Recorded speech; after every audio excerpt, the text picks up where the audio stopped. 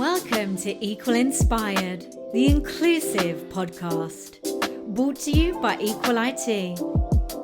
Steffi Sylvester joins us, who is an experienced end-to-end SAAS enterprise resource planning systems enthusiast, who is inclined towards consulting in the information systems arena. Steffi started her career during her teens and also managed to graduate with an MBA simultaneously whilst working. She's hovered over multiple areas in tech through the years, working in international environments, in gaming, consulting, and healthcare. Steffi takes the opportunity to enrich her skills through many different learning opportunities and is currently working to bring the leader out of her. Steffi enjoys reading in her free time and loves all things travel, photography, nature, and music. Steffi has actually traveled to about 20 countries, and most of them being solo traveling. Steffi enjoys networking both socially and professionally and really enjoys attending conferences, tech events. She has also participated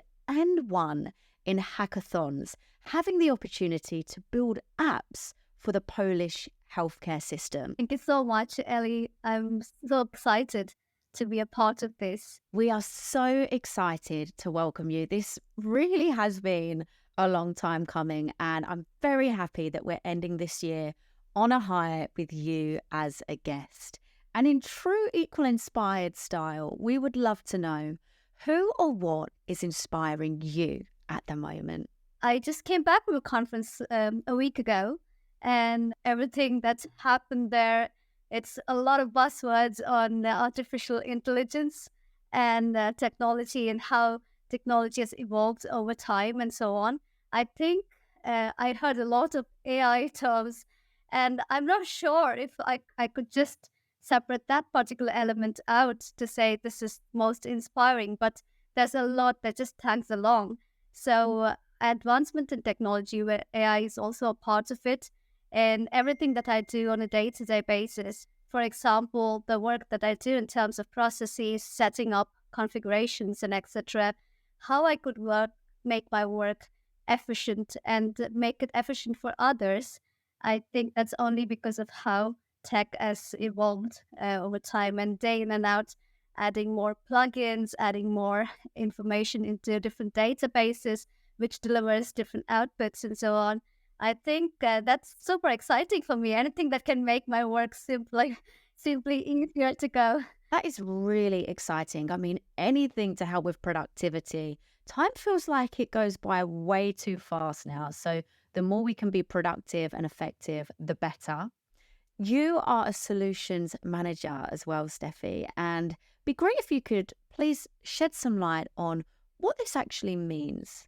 I know it's not the best term when it comes to IT, especially with my kind of a role. I'm a solution manager who provides solutions to the systems, especially the cloud enterprise resource planning systems that I work on. So how the system is being configured, what possible processes could be updated in the system, and how you could integrate different systems. And when I talk about systems, I'm talking about the systems that's used by bank versus a system that's used in my organization. And I'm talking about a system that's used in a sales team versus the system that's being used by probably people success, or probably used by, say, engineering and database teams and so on. So my day-to-day is more to manage all these integrations to ensure that, you get the right data out of wherever you need to get it from, and you have the processes built in place. The interface is operational day-to-day without any hiccups and so on. So I'm mostly working on implementing a solution for enterprise resource planning. And the title solution manager mostly is inclined to the sales part as well, but I don't do sales. So it probably also refers to being a system owner, a product owner for a resource planning system. Thank you for the breakdown. And what do you enjoy the most about your position? I always play towards my strength, and I love to work on the security. So I always look at what security is being set up in the system, how I could make it better, I know everyone talks about GDPR. We have to be compliant, and it's important that we keep all the security set up sustainable in the long run. And so I think that's something I really enjoy working with. And also these security solutions that I provide is set up based on the interactions that I have with different stakeholders in the business. And I'm someone who loves to talk to stakeholders, get their input, dig down into where I could start from, and also to ensure that I provide a sustainable solution long term, and not just a simple fix that could just operate for a day or two and so on. So I think it's a combination. I really like to put together requirements that came in from a business team, and how I solution it versus how I deliver it by sharing what the output would be like, or even doing the demos and stuff. So I really enjoy every bit of what I'm asked to do, and different people come into the picture. I think I enjoy that the most. Looking at the security piece, if somebody is setting up a system, let's say, what are your top 3 tips to really maximize security? Let's say maybe the checklist that you go by. The first thing I would check is the end user. So who am I going to deliver this to? So I always keep security in a closer network. I don't want it to be spread out to a wider group of users unless I know that this is working really fine. So I think the end user requirement is very, very important. You need to know who the user is. So that's the first thing. And the second thing is to do a really good round of testing. I think you can just set up a solution and upload it onto the cloud, and it becomes widely accessible. So I think it's important before you get into a solution as such, you need to test it very, very deep. So I think a critical round of testing is very important. And the last thing is to ensure that all your compliant factors are being met. Probably there's GDPR, there's another, probably there's other standards of security. So I think you need to ensure that you have met all the standards. So looking at all these things are very important. Some really, really important points there. And your journey to solutions manager, if you think about from when you first entered tech to now, what was a real pivotal point that got you to where you are today? The first breakthrough was, I know it hit me hard that I was put into a role to lead. I mean, I was to be honest, way too young to kind of just jump into something to lead and so on. So I think I really lacked leadership skills back then, and I think I'm still working on it today as well. It's not like I wouldn't call myself a great leader, but I think that was first thing. And when someone says, okay, you're going to lead this particular group, or you're going to lead this particular project or whatever, a lot of things follows up. You need to have a good communication. You need to have a really well-planned thought process about how you're going to work with different types of people, and a lot of things come into picture. And I was just thrown into a pool, and I had no idea how to swim. I really had to struggle my way through. So I think over a period of time, I learned that even if you're a leader, you have to take baby steps. So I think the first thing I started off was to start working on my communication skills, how I approach people, at what levels I approach them, and how I try to coach them, not just, being a leader and so on. Because that was a big hat that I had on my head back then. And it was tough. And so I had to choose a mentor for myself. That was also very important, that you have a mentor. And over a period of time, I realized that not everyone that you work with or you have in the team aspires the same. Everyone has different, aspirations. They have different dreams. They're way towards life and way towards their career. Everything is so different. So I think I just went along with them. I went along with different people to learn what is the best for them and for myself. Going into the deep end and learning by doing is great, but at the same time, super, super scary. But it's great that you have been able to have that reflection and you can actually look into some of the areas that you need to enhance. It's a very positive skill to have because it's not easy to look into the mirror and to see maybe areas that we need to improve in. Mentors have been a big thing for you and leaders. So I'm wondering what leaders have really inspired you throughout your journey? One of the leaders, if I look back in my career, was Pat Waters. She used to be the CHR of LinkedIn back in the days when I worked for them. And I know that she was really bringing out the energy. She herself had a bundle of energy in her, and she brought out, a lot of energy, the style, the way she approached people, the way she approached her own team members, wider teams, her interactions with stakeholders when we are in meetings in a town hall and etc.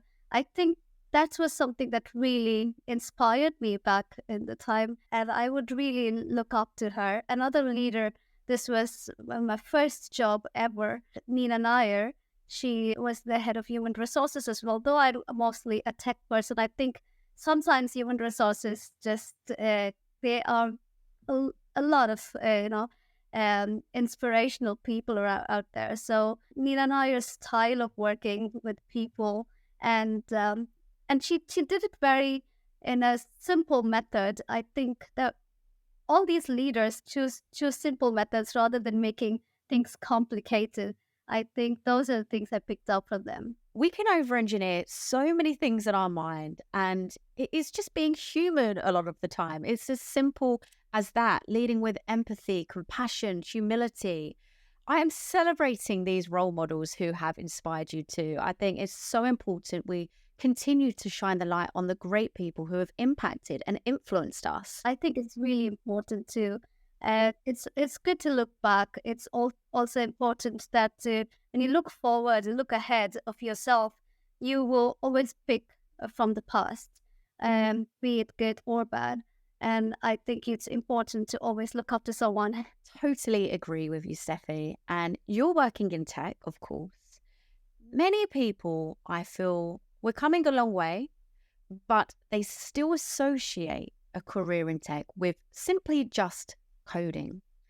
How can we break down this stereotype? I think it's a great question, and it's also a tough one, to be honest. But I think it is really doable.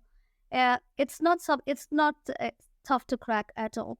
I take myself as an example. At the moment I have more than a decade of experience, out of which I would say almost a decade is in the tech industry. And I haven't coded for a decade. I probably did it for a year or even lesser. And that's because I've given a project as an example. So if you've given a project, there will be different elements to it. A project will need a project manager. You will need a set of developers who will code for you. There will be a set of testers. They're going to test the product that you're going to build. And then you will have other end users, for example, someone who works on security. So security it requires coding, but at the same time, it requires other factors. You will have a lot of roles associated in a project. So, it's important to look at where in a project would you fit yourself and what is it that you could do or you can think as putting yourself into a role which doesn't require coding. So I would say, okay, be a business analyst in the project. You don't have to code. You can be somebody who is going to work on demoing the product. You could be the product owner. You know a lot about the product itself. You know what software you're going to develop. You know what the product would be. For example, if I take a cell phone, you know what is going to be the features of this particular cell phone. You know everything about it. But if you're good at understanding the product, be a product owner. You can choose to. So it completely depends on how you perceive, how you look at it. And coding at that time, probably if it's a team of 100, only 20% of them are coding and the rest are not. So you have 80% of chances to not know coding and put yourself into a role. And how you navigate this through is what you need to crack. I really, really love that you have used your own story, because it's important that we share our journeys, because you are inspiring somebody else to know that you can be doing incredible things that don't just mean coding. There is so much out there for everybody. It's really important, I feel, also to reflect on your strengths as an individual. If you can reflect on the areas that you feel most confident in and you thrive in, then you can kind of decide what area or umbrella of tech you might be better suited to and give it a try, or have conversations with folks who are doing that. What non-coding skills do you feel are really essential to thrive in a career in tech? The most important is to have a mindset to think logically.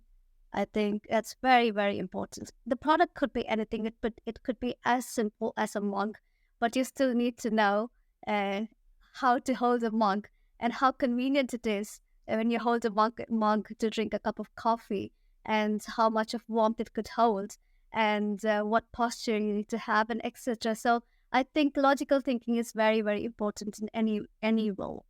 And also, if you could combine that with analytical thinking, and and also being able to clearly communicate and talk about the product, I think these particular skill sets are very, very important. They play a vital role.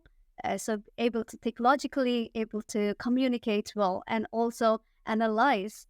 And for example, I can continue with the cup.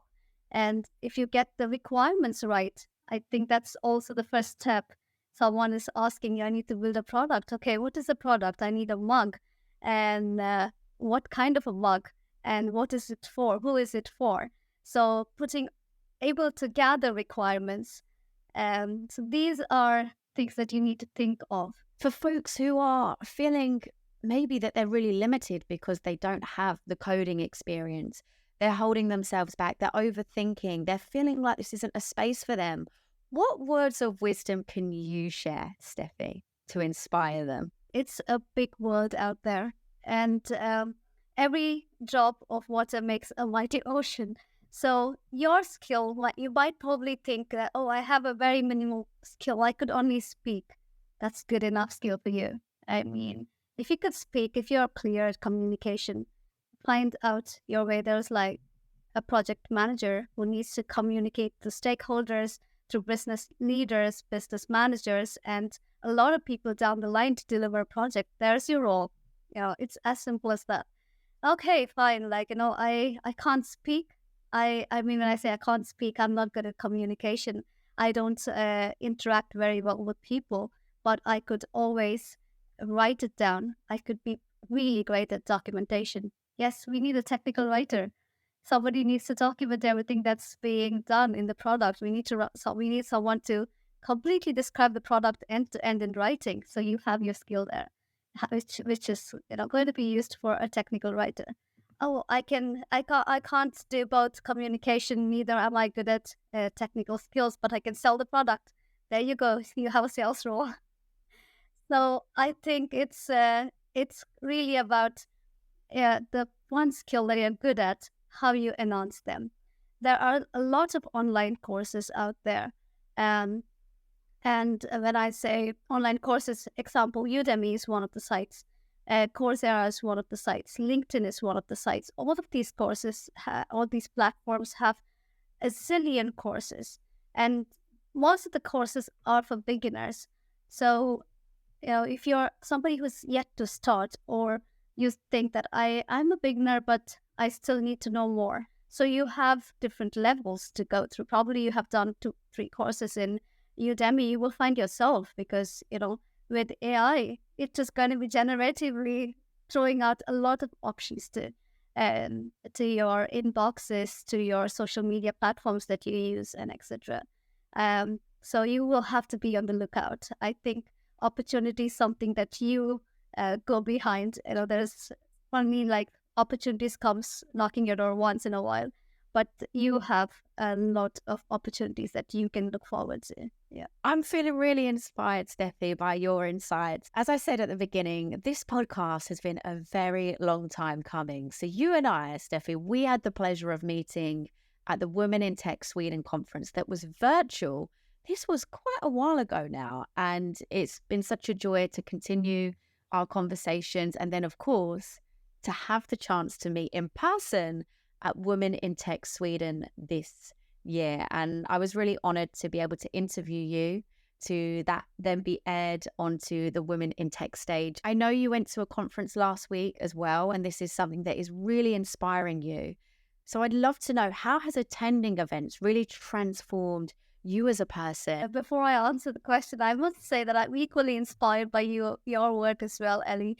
I don't think Equal IT existed when we first met at Women in Tech, and it's inspiring. And I also talk and hear about other speakers, and to listen to their podcast, to listen to their stories. I think you have inspired me over time as well. So kudos to you on that. And in terms of conferences, I was never someone who went on from one conference to the other. That was never my thing. But I think at some point of life, I kind of got a taste of it, and then on, I have never stopped, to be honest. And what do these conferences deliver? What do you get out of it? Is first thing is networking. As much as you are out on different platforms, connecting with people, I think it's important to network to understand what they work on, and how is the trend in technology helping them in their career. What else is up to date in the market? You hear from different speakers, you attend different sessions. I wouldn't say that, if you attend a conference, probably a day 9 to 5 conference, you would be able to participate 100% because your brain is processing a lot of information.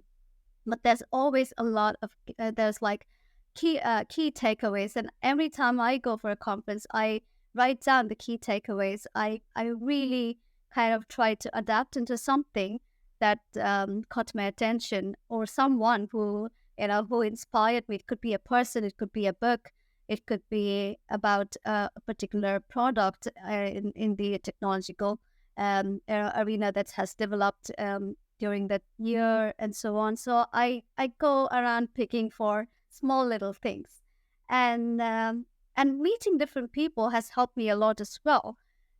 It's just the time that you take to understand that there are new things out there that you never explored. Probably it's an opportunity to explore. You don't have to. It doesn't mean that you're changing careers, but it just means that you kind of try to learn. So I look at it from a learning perspective as well. So networking, learning, and also adapting yourself into what's happening in the world in terms of tech. So these are things that I look forward to. Firstly, Steffi, thank you so much for your support. It really means the world. Truly appreciate it. And these are some great skills that you're developing along the way. Networking, such a powerful tool. How have these different pillars benefited your career? In terms of my career, I think the network that I have, meeting different ERP consultants across Sweden, for example, Women in Tech. I've met different consultants from different organizations over the Nordics region. And after a point of time, I think it was after my first Women in Tech, I was asked to chair the Nordic user group for the ERP that I work on. So I'm the chairperson for that. And when I host events for the Nordic ERP consultants on on the particular software that I work on, I get to meet a lot of them, and I met a lot of them in person in Barcelona last week. So I think it just widens, and every time I meet them, it's about getting to know them, their work, and etc. It's also about how they implement. What do they look at when they implement the software, and what are the tips and tips that they could share with us? What I could share. So it just gets bigger and bigger. And the opportunity never stops. So I really enjoy that the most. And I come back and say to my colleagues, hey, I learned a new tip. I think we should implement this. Probably we should look at this in this angle, in this perspective. So I have benefited a lot. Apart from that, I also get a lot of book recommendations from people. And also I managed to do one course, Elements of AI. I'm sure at least 50% of them who went to Women in Tech over the years have gone through this. I think this is something that always keeps popping up. It's a course for beginners on what AI is and how you could set it up and etc. So I managed to do that course as well. Yeah. It opens up so many doors, so many opportunities. And again, you're proof of this. I really love, Steffi, how you embrace these opportunities. Do you remember how you felt when you was attending your first ever in-person event? I was really nervous, I think. And I was overwhelmed with the crowd. And it's not as easy as you think. I think I was feeling much better off when I did online. When I went in as person, I wasn't sure where to begin. Should I just go talk to people, introduce myself? You always have things running in my mind. What will they think? Will they be judgmental? Hey, who is she? Just, popping by to say hello. I have no idea who she is. And, these judgmental thoughts, you could be judgmental yourself. You also have the fear of being judged. I eventually found my way out. But to be honest, I was very nervous. And it took at least a couple of hours for me to feel that I'm a part of the conference and I could just be myself. Nerves are very, very normal. It's a new environment. It can be totally overwhelming. I resonate a lot. My first in-person event, I was so scared. I did not know where to begin. But what has helped you boost your confidence over the years? I just randomly walk to people and I introduce myself. All these conferences, you have these massive, name tags where it's like your name is in bold characters. You just show your name tags. Hey, I'm Steffi and I'm so and so. I work as a solution manager. And what do you do? And so that's how I get started with. And what brings you to this conference? So that's how I've done over the time. And eventually they say, hey, I'm so and so, and I came to this conference to learn about this or to meet somebody whom I've really been inspired of, and they're going to give a talk. And you hear different things from different people, and then I just keep moving on. And if sometimes conversations go longer, longer than you expected, you just wanted to say hi and greet, and also you show off with your LinkedIn apps. Hey, you want to connect here? You scan my code and all those jazz. And some conversations go on longer, and it is really meaningful, to be honest. And some of them you just, because both of you are in a hurry, or whoever you're talking to, you just have to jump into another session, etc. But it's a meet and greet. So I think I have past that nervous phase, and now more comfortable. I have been to conferences alone multiple times now. I just don't care. My job is to learn there, meet people, and connect. So as long as that's done, I'm good. It's so great that you're at that point now. And I think the thing to remember, especially with events, is that if there is a certain topic, everybody is there for a similar reason. Either they have an interest in it, they work with it, something around this topic ties and connects you together. So just remember that people want to learn, they go there to share. It's not like you're going up to a random stranger in the middle of the street that you don't have anything in common with whatsoever. So just think of it that way. What's the worst that can happen? If you are curious and you also ask a lot of open-ended questions, get them speaking about themselves, what they're working on, it makes your life a little bit easier as well, because you don't have to do as much talking. But things like, what brings you here? What do you hope to get out of this as well? Well, that's my next one. You've been on this before. This is your first one. And what do you think? And if someone says, hey, this is my first one, and then you kind of give more positive assurance, you say, it's going to be amazing. You will definitely enjoy. And if someone says, oh, this is my third time, or how to go about this, the rhythm, Probably you could talk to me about what was your best so far, and it just builds on from there. Your passion for community and networking has also led you into a few different initiatives like hackathons. What is a hackathon? Just giving get a background, I think around the year 2014, 15, 16, around that time, it's when this whole buzzword about hackathons started. I think when companies started to look out for solutions for different problems that arose in their organizations. It could be a product problem. It could be a problem with their own human resources team. It could be a problem with people management. And, a hackathon is as finding out a solution to a problem. And the solution could be tech or non-tech. I know when companies started hosting hackathons, it was very product oriented. Hey, we would like to find out, or we would like a solution to build a product in this way using this technology. So it was very tech oriented, bringing in all the developers to develop something, to develop an app. Hey, we don't have an app for this. Like, why? How many developers could crack to build an app? It started that way. And over a period of time, now it's almost like 8 years down the line, everyone hosts hackathons. It's product, non-product, for financial management, for people management, and so on. So it's basically cracking a problem with solutions that could make things efficient, effective, and also simple. Tell me a little bit more about your experiences around hackathons then. So what was it that inspired you to pursue? How was the experience?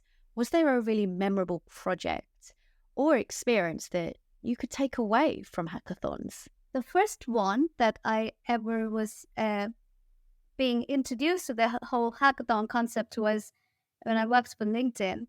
LinkedIn hosted a hackathon in India. Brought in different students from universities to crack different problems and so on. And us being the host community and the organization, I was more an organizing team member.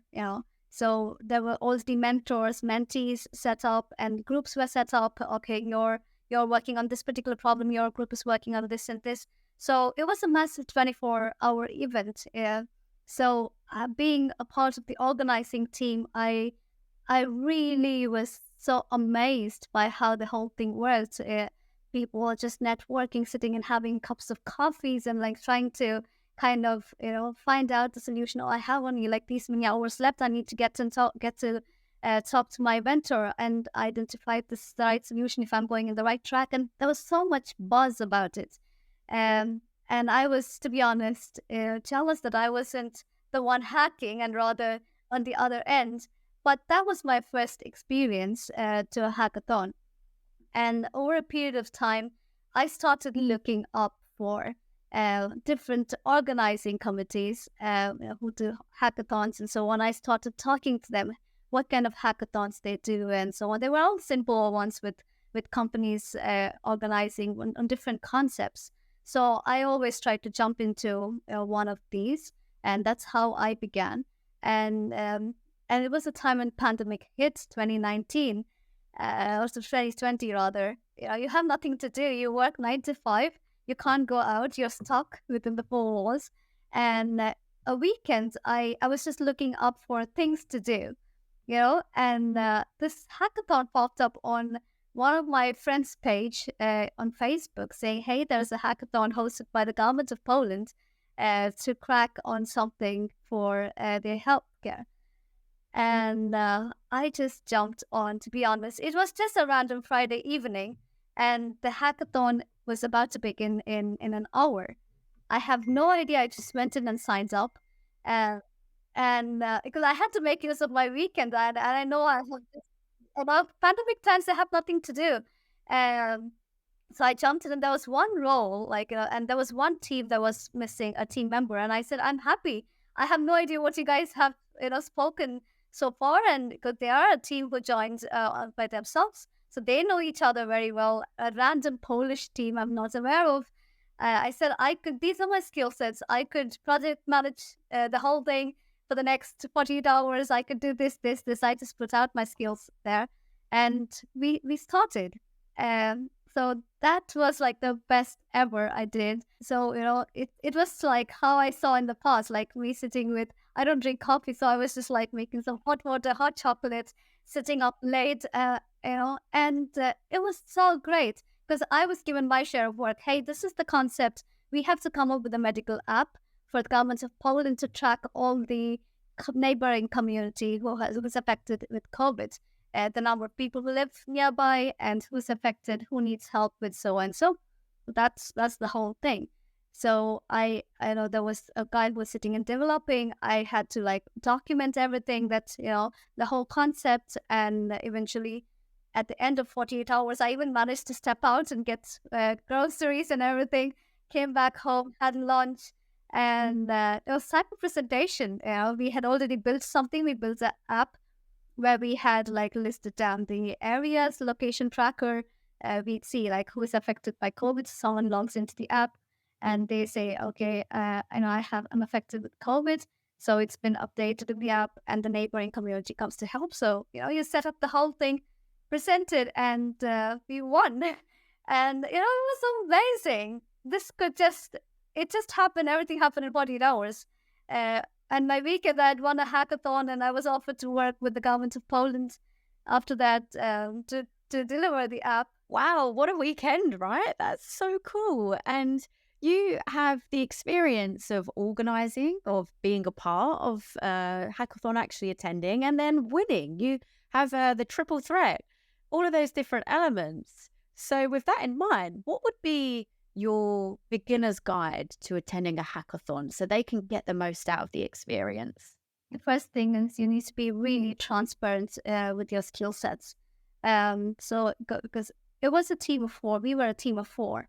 And one guy was hardcore developing. He really had so much fear of communication. He couldn't really present what he was developing. And another girl was amazing at project management. She was a project manager. And the other person. So this goes back to what I spoke about, like how you put yourself out with your skills. So I said, hey guys, I know I'm the last one because I wasn't there when you applied to be a part of the hackathon. So it's very important to share your skills and be transparent. I can't do this and I can do this and this. So then you know that you get a role for the next 24 or 48 hours, or it could even be a 10-hour hackathon. So important to accept what you want to do there. And the second thing is also working as a team. You need to be open to it. It's not something like a developer just sits behind the screens and codes and not being able to share their thoughts with others. I think you need to be open to work with anybody. So because I didn't know any of them, those 3 people were super strangers to me. I had no idea who they are. I didn't even know their names until I went into the group.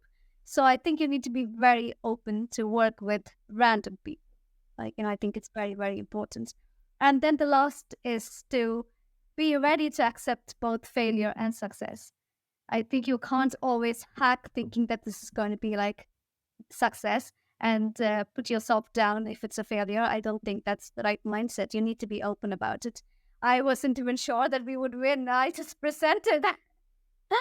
So I think it's important to have these, being able to collaborate and being able to share your skill sets and being transparent with it, and also accept reality with success and failure. Failure is our biggest teacher, right? If things don't go our way, that's where I feel we learn the most. Your journey within hackathons also led you to an initiative called Kids Hack Day. It just happened because I was a part of this hack.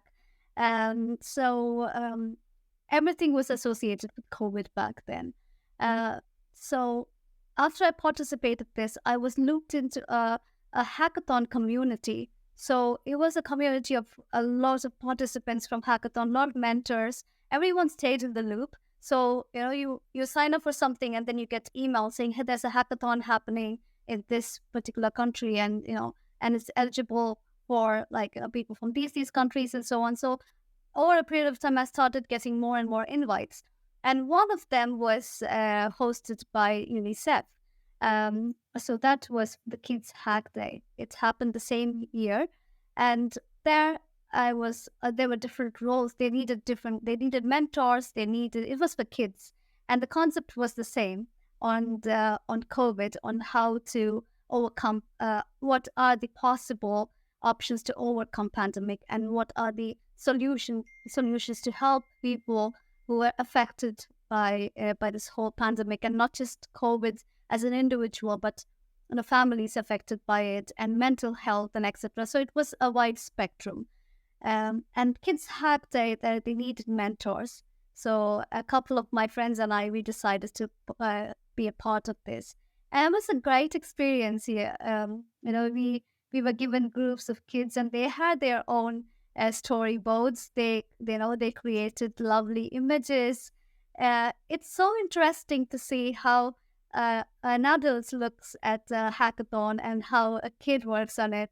It was also a great journey. So I got to be a part of that as well. Yeah. Such an important initiative. And I know reflecting on takeaways from experiences is a big thing for you. What were some of your biggest takeaways from Kids Hack Day? One thing that really hits me was that their creativity level is much, much higher.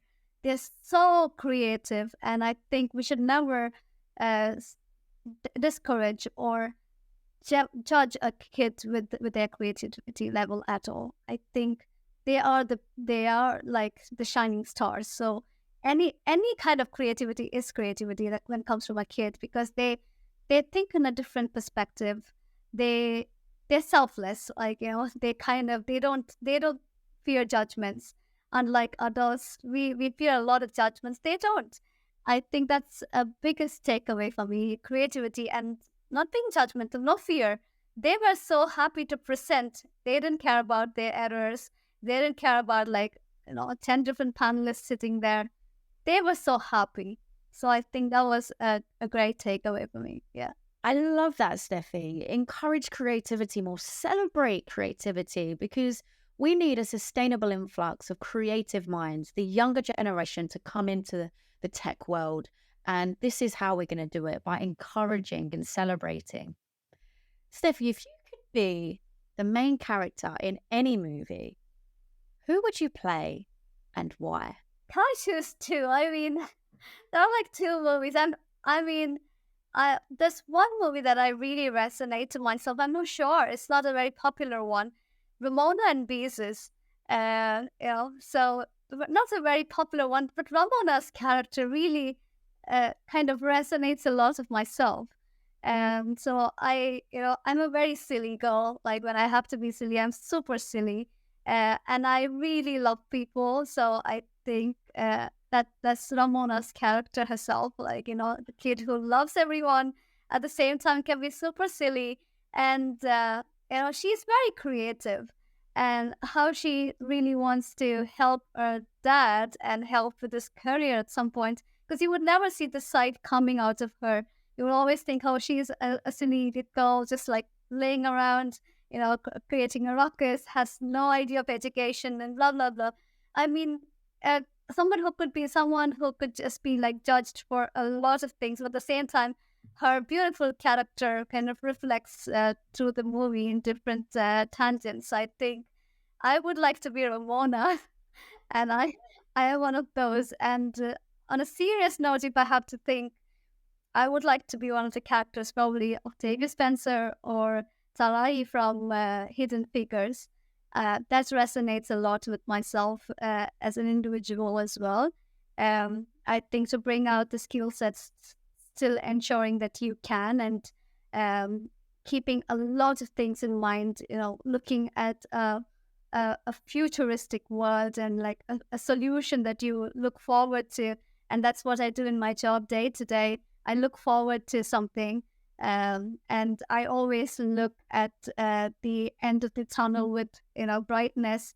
Though I have to go through the tunnel at times, I look at what's at the end of it. I kind of really look forward to brightness when I work on something. I love that, Steffi. Thank you again for sharing. It has honestly been such a joy speaking with you. I'm feeling very, very inspired. Pleasure is mine, Ellie.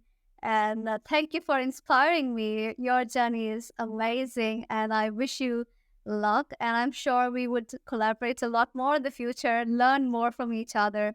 So all the very best to you too. Thank you for listening to today's episode, and we hope you're feeling inspired. If you are, please feel free to like, share, subscribe, and join us on our mission to create a diverse, inclusive, and equitable universe. This podcast is brought to you by Equal IT, a mission-driven business working to diversify tech teams through refined talent acquisition, complemented by diversity and inclusion consulting. As an Azure Heroes inclusive leader, we aim for teams to cultivate a strong sense of belonging and equity. Find us on Twitter and LinkedIn. We welcome your feedback, questions, and would love to hear from you. Join us next time on Equal Inspired.